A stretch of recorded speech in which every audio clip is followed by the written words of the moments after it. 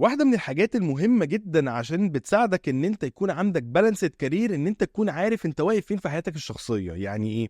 يعني أنت النهارده لو حد عنده مشاكل financial بقى الfinancial aspect حاجة مهمة جدًا في الnegotiation بتاعتك وأنت في interview في شغل جديد.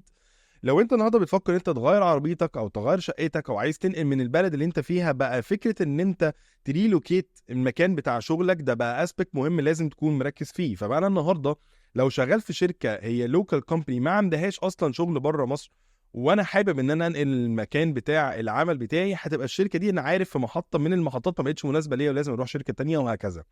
فمهم إن إحنا وإحنا بنbuild الcareer بتاعنا أبقى عارف أنا واقف في أنهي محطة من المحطات اللي إحنا كنا بنسميها زمان Maslow's pyramid.